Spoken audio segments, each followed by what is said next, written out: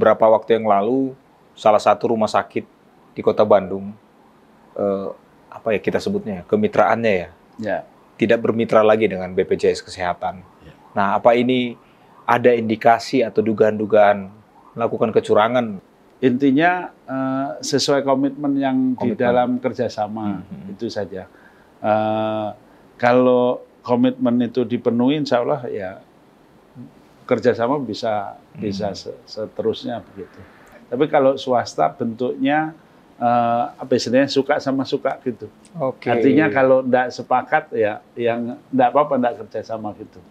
Sangat menyesatkan itu. Sangat menyesatkan. Jadi itu ya mohon maaf ya masih banyak perilaku masyarakat kita yang memanfaatkan tanda kutip.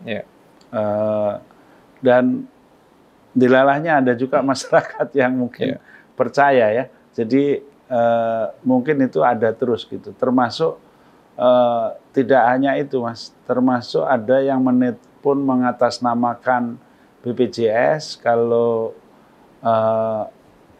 Anda menggunakan obat yang terlarang dan sebagainya.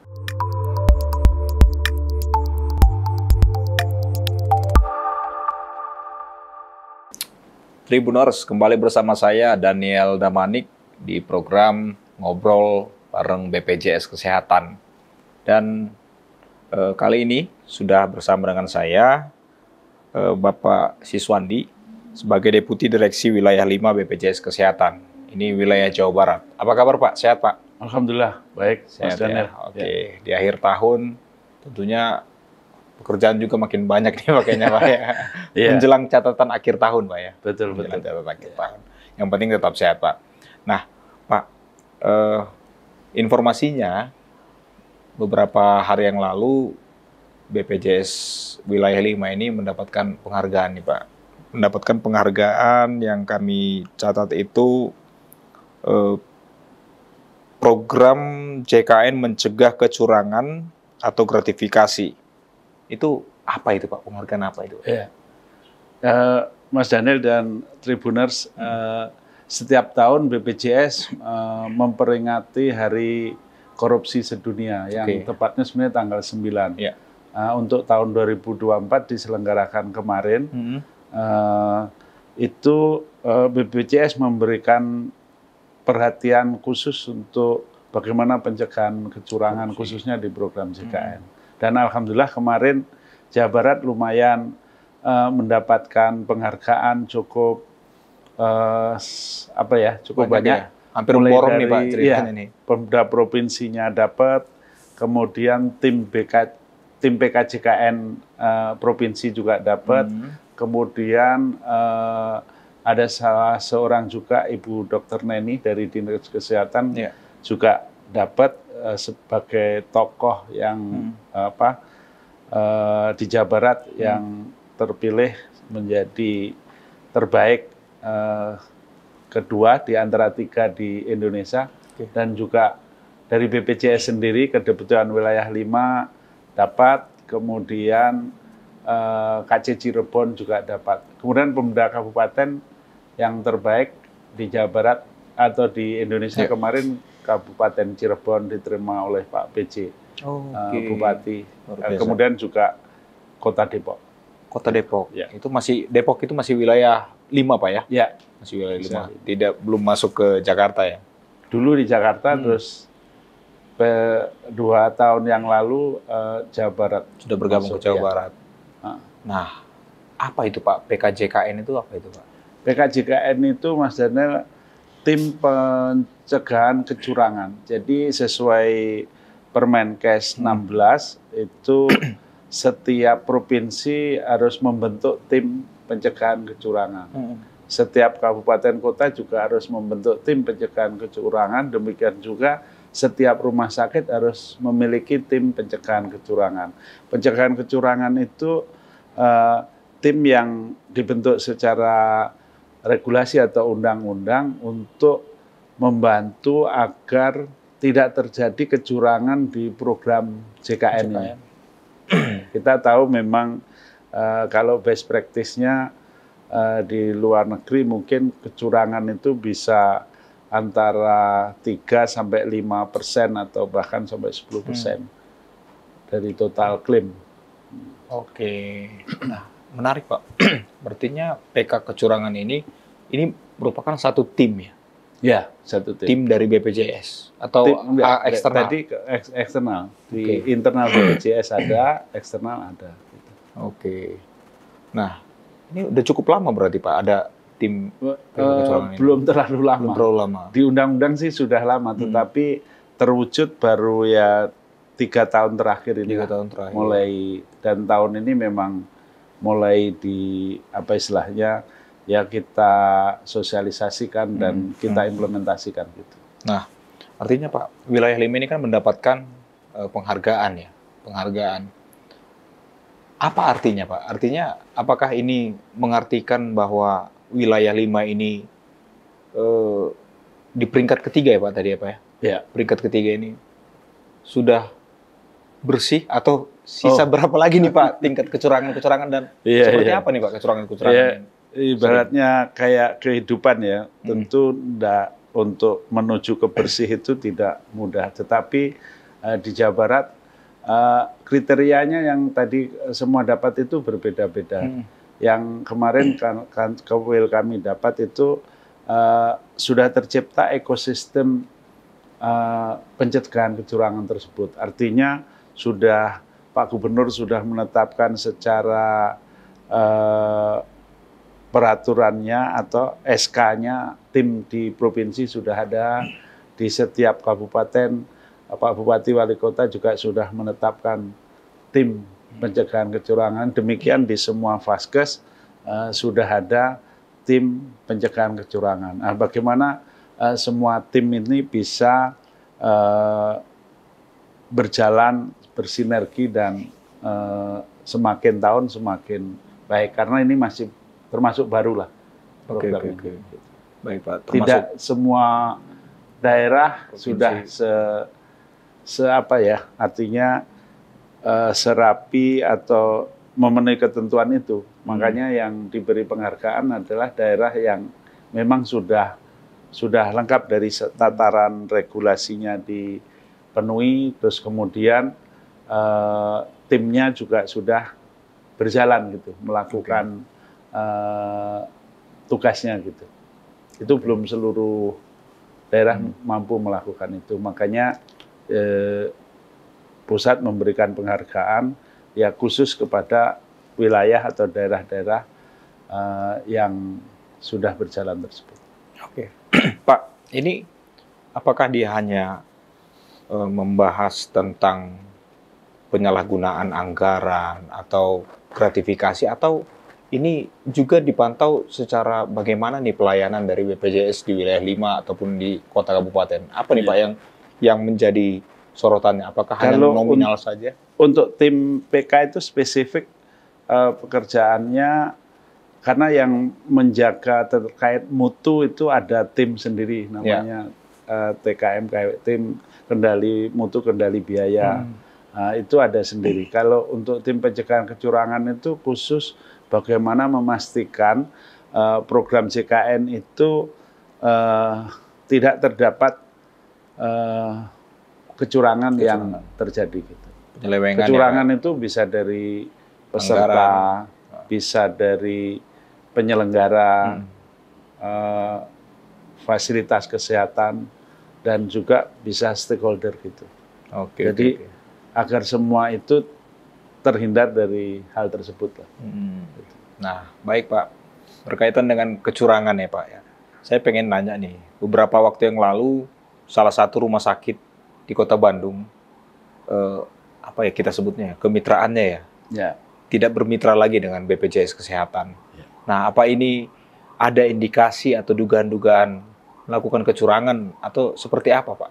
Apa alasan? Ada, kita memang bekerja sama dengan Vaskes atau mitra kita itu berdasarkan kontrak. Tentunya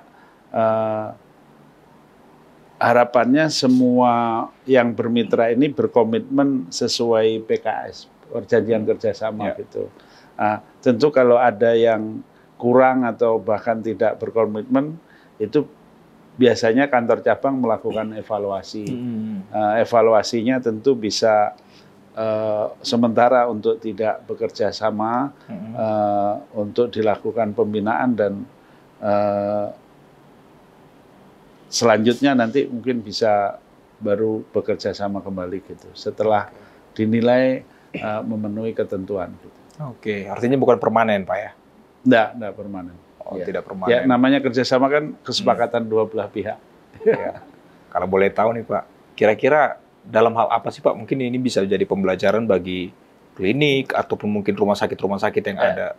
Intinya sesuai komitmen yang di dalam kerjasama itu saja. Kalau komitmen itu dipenuhi, insya Allah ya kerjasama bisa seterusnya begitu. Oke, baik. Nah, menariknya lagi Pak, ada beberapa rumah sakit swasta yang belum ataupun mungkin tidak bekerja sama dengan BPJS Kesehatan itu. Apakah ada sanksi atau seperti apa Pak kira-kira dari kebijakannya? Kalau yang belum ya bisa jadi rumah sakitnya belum berminat begitu ya. Tapi boleh dong Pak? Kalau rumah sakit ketentuannya, kalau untuk rumah sakit pemerintah itu kan secara undang-undang otomatis harus melayani masyarakat. Jadi otomatis harus kita akan kerjasama. Tapi kalau swasta bentuknya apa istilahnya suka sama suka gitu. Artinya kalau tidak sepakat ya yang tidak apa-apa tidak kerjasama gitu. Harus ada perjodohan dulu. Iya. Tetapi kalau jodoh boleh. Ya mungkin 99% ya. Saat ini sudah semuanya kerjasama. Masih ada yang mungkin 1-2 yang belum, yaitu bisa jadi karena rumah sakitnya belum siap atau memang belum berkeinginan bekerja sama. Artinya kalau ada rumah sakit swasta yang tidak bekerja sama dengan BPJS Kesehatan itu tidak ada sanksi Pak ya? Tidak ada sanksi. Oke. Nah, yang sanksi itu adalah di saat perusahaan tidak mendaftarkan. Itu ada sanksi Pak ya? Tidak mendaftarkan karyawannya. Iya, karena itu undang-undang gitu. Undang-undang ya. Oke. Kalau rumah sakit swasta tadi undang-undangnya tidak wajib, tetapi atas kesepakatan kedua belah pihak antara BPJS dengan rumah sakit swasta tadi. Jadi mungkin tapi kalau badan usaha itu secara undang-undang wajib mendaftarkan semua karyawannya ke BPJS Kesehatan. Oke, jadi terjawab nih ya Tribuners terkait dengan ada rumah sakit swasta yang tidak ataupun belum Pak ya, tidak mendaftarkan, ternyata ini bukan suatu keharusan Pak ya, tidak keharusan, ini hanya kerjasama antara BPJS Kesehatan dan rumah sakit swasta tersebut Pak ya, atas dasar suka dan sama suka itu Pak. Ya, kalau nggak jodoh memang agak susah Pak ya. Oke, baik Pak. Nah, terus itu tentang beberapa bulan yang lalu kita juga udah sempat ngobrol-ngobrol nih Pak, terkait dengan jumlah peserta BPJS Kesehatan di wilayah Jawa Barat. Nah, rentang waktu beberapa bulan ini menjelang akhir tahun 2024, bagaimana nih Pak? Apakah ada penambahan peserta ataupun mungkin bahkan berkurang nih Pak? Gimana Pak? Jadi waktu kita diskusi sebelumnya, kita capaian se-Jawa Barat ini sudah 98% Mas Daniel ya. Tetapi itu berdasarkan jumlah penduduk semester 1 tahun 2024. Nah, untuk saat ini jumlah penduduk Jawa Barat berdasarkan semester 2 tahun 2024 itu 50.400.000-an. Sehingga total peserta JKN di Jawa Barat saat ini atau per Desember ini 97,7%. Seolah-olah turun, padahal jumlahnya naik. Karena basis datanya berdasarkan jumlah penduduk Jawa Barat yang di semester 2 2024 yang 50.400.000 tadi. Jadi kalau pesertanya naik saat ini se-Jawa Barat sudah 49.300.000-an sekian gitu. Jadi kalau dipresentasekan turun sedikit dibanding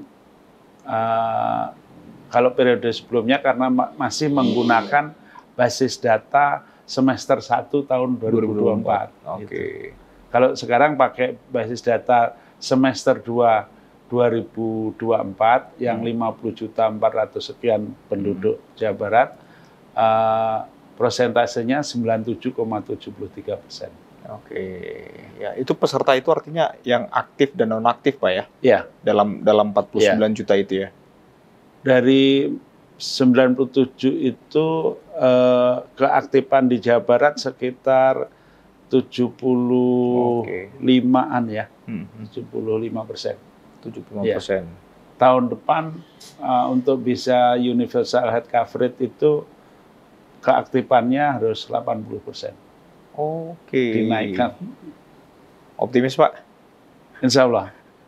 Kita bersinergi dengan Pemprov Jawa Barat dan Pemprov sangat berkomitmen menginginkan sebenarnya 100% kalau bisa nanti masyarakatnya tercover dengan JKN ini. Ya kita sama-sama berusaha nanti di 2025. Oke.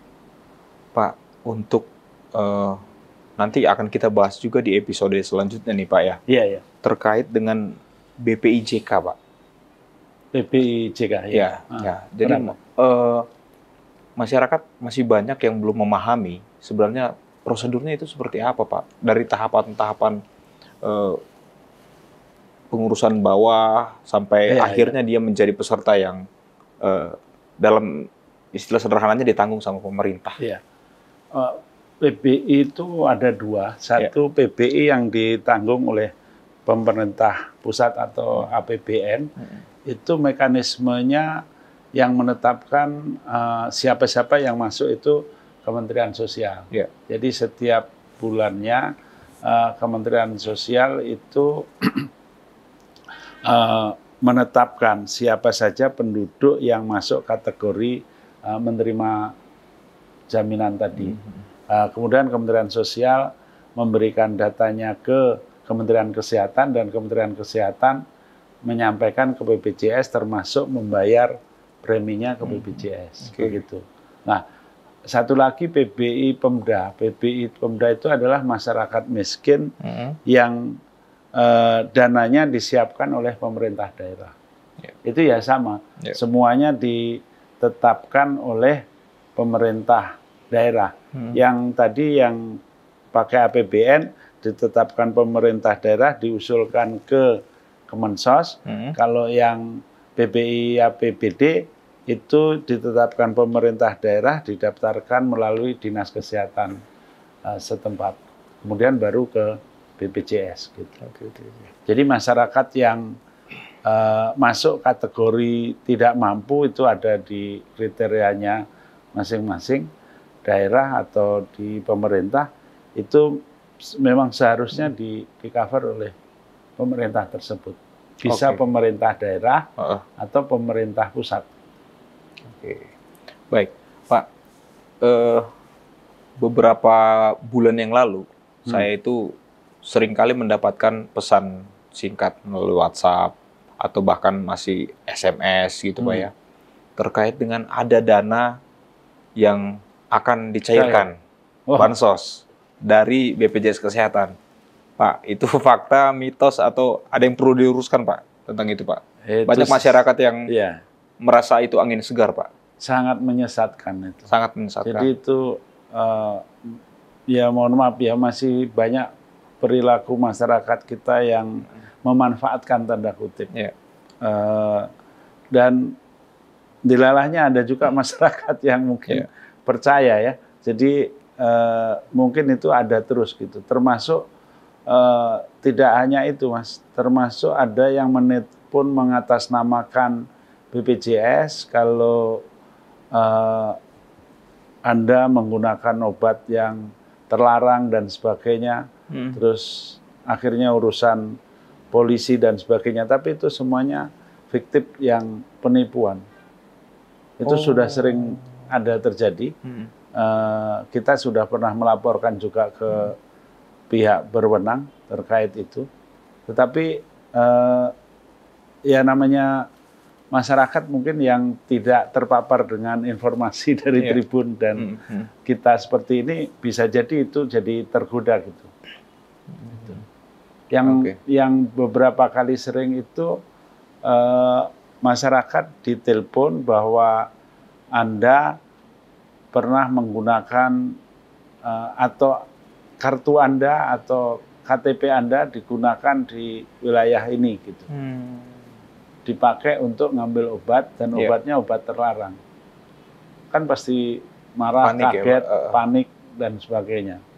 Anda akan berurusan dengan polisi, berwajib gitu. Nanti berwajib beneran seolah-olah polisi beneran dari Polda mana gitu. Tujuan akhirnya untuk memeras ya Pak ya, dalam tanda kutip ya. Sudah pernah ada yang sampai ratusan juta kena korban. Waduh. Itu semua by online. Jadi aparat penegak hukum yang oknum di situ itu kan ada di foto ya. Itu ya resmi pakai baju gitu, kejaksaan yang pakai begitu. Tapi itu palsu semua. Palsu semua. Ada yang sudah pernah kena, bahkan temannya Pak Dirut kami itu. Waduh, jadi hati-hati nih ya buat masyarakat. Jadi harus BPJS tidak pernah menelpon yang urusan bonus atau penyalahgunaan gitu. Kami kalau ada pasti datang pakai apa istilahnya ID card BPJS khusus, ya. Gitu. Tapi kalau nggak ada itunya jangan diladeni. Oke, baik Pak. Harus tetap waspada nih. Jadi iya. Korban penipuan ini bukan hanya ini Pak ya, bukan hanya kalangan menengah ke bawah ya, bahkan yang kalangan atas pun juga bisa jadi korban. Karena panik. Karena panik ya. Baru mungkin beberapa bulan yang lalu temanku orang udah senior ya, itu ditelepon dan kayak ada semacam apa pakai ilmu atau apa ya. Jadi orang itu untung itu diingatkan istrinya. Dia harus akhirnya disadarkan. Waktu ditelepon itu biasanya harus menjauh dari yang lain gitu. Temanku itu sampai masuk kamar terus digedok-gedok istrinya, terus sadar kalau baru wah ini ternyata penipuan gitu. Motifnya hampir sama. Penyalahgunaan kartu dipakai untuk ngambil obat terlarang. Gitu. Ya, Pak, ini juga rasanya perlu diluruskan nih Pak. Beberapa di sosial media, karena saat ini kan masyarakat itu hanya melihat sosial media Pak. Untuk media mainstream mungkin hampir tidak terlalu dibaca lagi, mungkin ya. Lebih ke apa di TikTok, apa yang dinyatakan di X atau Twitter. Nah, terkait dengan infonya yang beredar, per 10 Agustus itu ada kenaikan premi, Pak. Jadi 400.000. Nah, itu perlu diluruskan benar. Agustus tahun ini, Pak. Ada bilang jadi 400.000, 150.000 itu akan naik. Nah, seperti apa, Pak? Untuk pelurusannya supaya masyarakat tidak bingung nih, Pak. Ya, di dalam undang-undang memang premi itu maksimal 2 tahun harus ditinjau ulang. Nah, kebetulan memang kita kenaikan terakhir tahun 2020 kalau tidak salah. 2020 ya. Nah, jadi sampai sekarang ya sudah 4 tahun yang. 4 tahun. Nah, memang sudah waktunya untuk ditinjau ulang. Tetapi itu kan belum ditetapkan. Belum. Saat ini ya masih kelas 1 150, kelas 2 100, kelas 3 42.500 itu. Oke. Jadi belum ada. Belum ada ketetapan ya Pak ya? Belum ada ketetapan secara resmi. Iya. Oke. Baik Pak, ini terakhir nih Pak. Di penghujung 2024. Untuk khususnya untuk BPJS wilayah 5 Pak, BPJS Kesehatan wilayah 5. Apa kira-kira target prestasi ataupun mungkin kendala-kendala yang PR-PR yang harus diselesaikan untuk menyambut 2025 ini Pak? Ya, tadi yang sudah disinggung juga di awal bahwa cakupan kita 97,7 tentu itu masih harus dinaikkan terus, bahkan minimal 98%. tahun 2025 nanti. Syukur-syukur bisa lebih. Terus yang PR lagi adalah keaktifan pesertanya, yang saat ini masih sekitar 75, tahun depan diharapkan bisa naik minimal 80% gitu. Nah, semua ini tentu perlu sinergi dari pemerintah provinsi maupun kabupaten kota, karena itu semua ujungnya perlu dukungan anggaran gitu. Dukungan anggaran untuk menciptakan masyarakat Jawa Barat yang terjamin dari JKN. Selain itu, PR besarnya adalah bagaimana tadi memastikan mutu layanan, peningkatan mutu layanan, juga peningkatan atau menghindarkan fraud yang ada di fasilitas kesehatan. Oke, baik. Terima kasih Pak untuk informasinya. Ya. Nah, itu tadi Tribuners untuk informasi terkait dengan apa capaian-capaian yang diperoleh dari BPJS Kesehatan khususnya di wilayah 5 ini. Download Tribun X sekarang, menghadirkan lokal menjadi Indonesia.